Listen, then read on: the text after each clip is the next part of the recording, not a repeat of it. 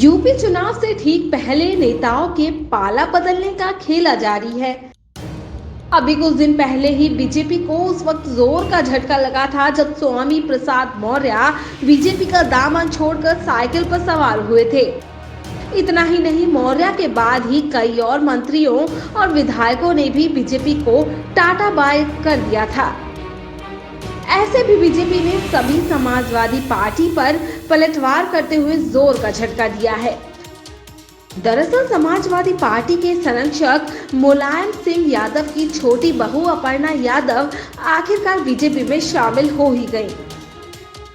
BJP के प्रदेश अध्यक्ष स्वतंत्र देव सिंह ने उन्हें बीजेपी में शामिल कराया। इस मौके पर यूपी के डिप्टी सीएम केशव प्रसाद मौर्य भी मौजूद थे। अपर्णा यादव को बीजेपी की सदस्यता दिलाकर दोनों ने एसपी और अखिलेश यादव पर जमकर हमला बोला। वहीं बीजेपी की सदस्यता लेने के बाद अपर्णा यादव ने कहा कि मैं हमेशा से पीएम मोदी से प्रभावित रही हूं।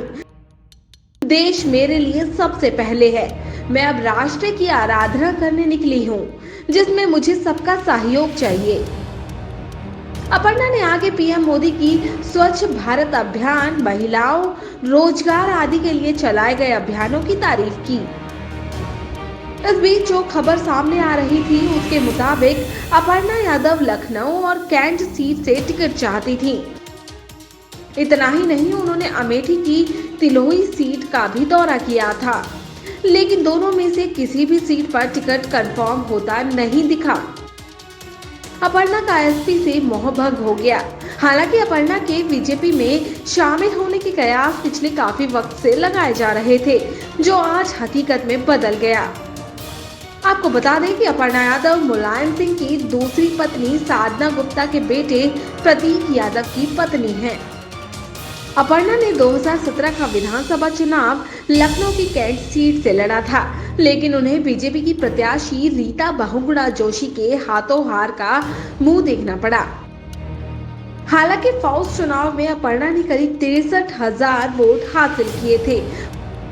उधर रीता बहुगुणा जोशी के सांसद बनने के बाद ये सीट खाली हुई थी, जिस पर 2019 में उपचुनाव हुआ था।